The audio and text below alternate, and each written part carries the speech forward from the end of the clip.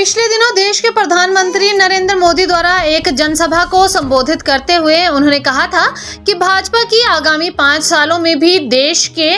80 करोड़ जनसंख्या को free ration देने वाली है और इसी 80 करोड़ देश की जनसंख्या को फ्री राशन देने के बयान पर अब बसपा शिमला संसदीय सीट से उम्मीदवार अनिल कुमार मगेट ने पीएम नरेंद्र मोदी को घेरते हुए कहा कि अगर आपने देश की 80% जनसंख्या के लोगों को गरीबी लाचारी में इतना मजबूर कर दिया है कि वह अपने घर का राशन तक नहीं खरीद सकते, तो आप उन्हें फ्री राशन देने की बात कह रहे हैं। उन्होंने कहा कि अगर देश के 80% जनसंख्या के लोगों की स्थिति इतनी आर्थिक तौर पर खराब हुई है तो उसकी जिम्मेवार या तो 70 सालों से राज करने वाली कांग्रेस है और या फिर पिछले 10 सालों से देश पर राज करने वाली मोदी सरकार है।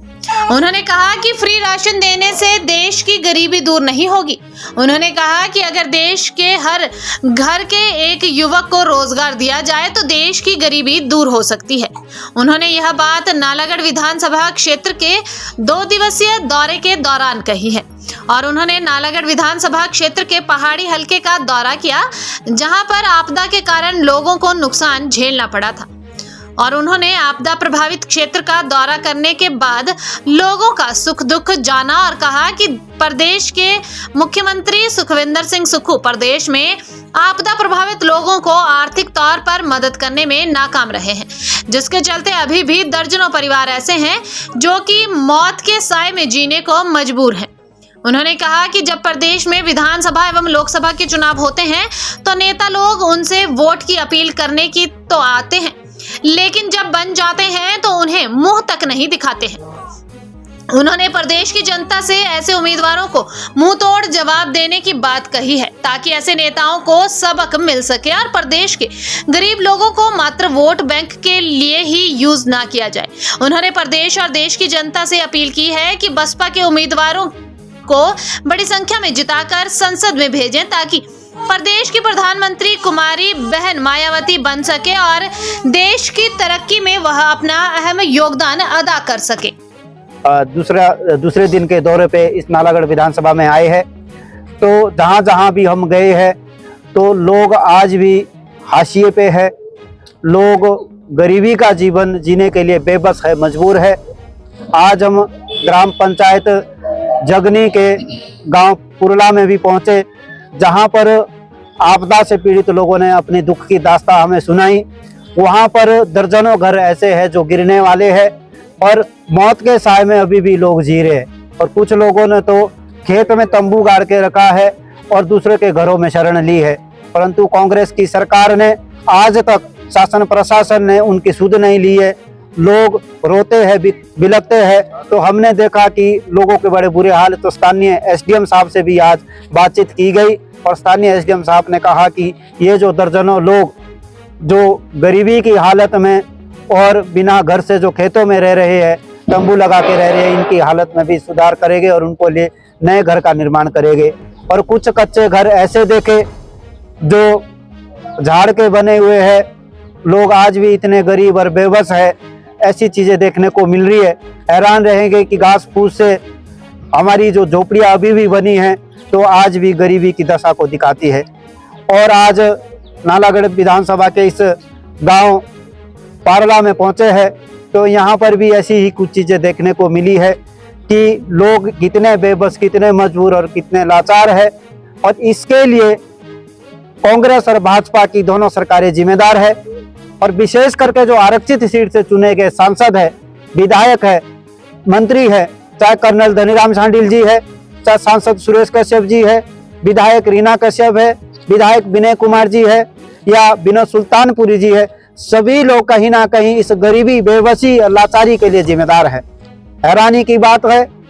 कि जो पैसा अनुसूचित जाति के विकास के लिए आता है वो करोड़ों अरबों रुपए आया है और उसके विकास के लिए जो पैसा आया है वो दूसरी जगह लगाया जा रहा है। हैरानी की बात है, हमने कुछ डाटा निकाला तो उस डाटे में हमें पता चला है, जो जानकारी हासिल हुई है कि उससे वन विभाग के बड़े बड़े रास्ता उसको ले जा रहे हैं, वो बड़ी बड़ी सड़कें बनाई जा रही है और यहाँ तक ऊंचे कॉलेज भवन बनाए जा रहे हैं और दूसरी जगह ये पैसा लगाया जा रहा है, जबकि ये पैसा अनुसूचित जाति के विकास और बेहतरी के लिए लगना चाहिए था।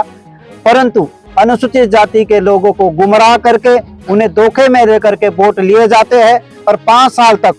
सांसद और विधायक उसके बाद शक्ल नहीं दिखाते हैं। बहुजन समाज के सभी लोगों से, एसटी के लोगों से, ओबीसी के लोगों से, माइनॉरिटी के लोगों से, हिमाचल प्रदेश की गरीब जनता से, अनुसूचित जाति के लोगों से हम ये अपील करते हैं कि जिन सांसदों और विधायकों ने गुमराह करके धोखे में रख करके वोट लिए हैं, उन्हें दोबारा वोट ना दे करके बहुजन समाज पार्टी आपके सामने एक विकल्प है, इस विकल्प को चुनिए। और जब ये विकल्प को चुनेंगे तो हमें पता है कि आत्मनिर्भरता आएगी, रोजगार आएगा, सबको न्याय, सबको समानता के साथ बिना किसी भेदभाव से सब लोगों के साथ सामाजिक, आर्थिक, राजनीतिक न्याय होगा, सबको जनसंख्या के हिसाब से उसकी हिस्सेदारी और भागीदारी मिलेगी। ये बड़े शर्म की बात है कि आजादी के आज 80 साल पूरे होने को है, परंतु आज तक हमारा समाज, हमारी गरीबी, हमारी बेबसी, हमारी लाचारी देखने को मिल रही है कि हमारा समाज कितना पिछड़ा हुआ है। और अनुसूचित जाति के लोग इतने भोले भाले हैं कि उन्हें ये भी पता नहीं कि हमारे लिए साल का लगभग 300, 3500, 3200 करोड़ रुपए आता है, परंतु उसका कहाँ उपयोग हो रहा है, कहाँ वो पैसा ट्रांसफर किया जा रहा है, उसकी हमें जानकारी नहीं है। परंतु इसके लिए ये सभी विधायक और सांसद और कांग्रेस की सरकार और भाजपा की सरकार जिम्मेदार है। मैं कहना चाहता हूं बहुजन समाज के सभी लोगों से, हिमाचल प्रदेश की गरीब जनता से, कि राशन देने से गरीबी दूर नहीं होगी, पैसा देने से गरीबी दूर नहीं होगी, और जो वोट खरीदने के लिए ये शराब लोगों पर थोपते हैं, शराब से भी गरीबी दूर नहीं होगी। ये गरीबी अगर दूर होती तो ये गरीबी दूर सिर्फ इस बात पर हो सकती है कि सब लोगों को आमदनी दी जाए, सब लोगों को रोजगार हो, हर घर को रोजगार दिया जाए, तब जाकर के ही ये जो बेबसी, ये लाचारी, ये गैर बराबरी, असमानता और ये शोषण से मुक्ति हो सकती है, गरीबी दूर हो सकती है, भुखमरी दूर हो सकती है। अभी नरेंद्र मोदी जी का बयान सुना। नरेंद्र मोदी जी कहते हैं कि हमने देश की 80 करोड़ जनसंख्या को हम अनाज बांटते हैं। तो इसका मतलब है कि आप जो देश की 80 करोड़ जनसंख्या को इतना मजबूर और बेबस बनाया है कि आज भी देश की 80% जनसंख्या इतनी गरीब है कि वो अपने राशन का पैसा भी नहीं उनके पास, वो राशन के लिए भी सरकार पर निर्भर है। तो आपने इतनी गरीबी लोगों को दी है कि 80 करोड़ जनसंख्या आज भी भुखमरी से ग्रस्त है। तो 80 करोड़ जनसंख्या आपने अगर भुखमरी में धकेली है, गरीबी में धकेली है, तो इसके लिए जिम्मेदार या तो वो कांग्रेस सरकार है जो 60-70 सालों से इस देश पे राज करती रही, और या उसके बाद भाजपा जिम्मेदार है, जिस भाजपा ने लोगों को सपने दिखाए कि 15 लाख देंगे, ये करेंगे, वो करेंगे, और लोगों को गुमराह करके वोट दिया है। इसके लिए, इस गरीबी के लिए, भुखमरी और लाचारी के लिए कहीं ना कहीं कांग्रेस और भाजपा जिम्मेदार है।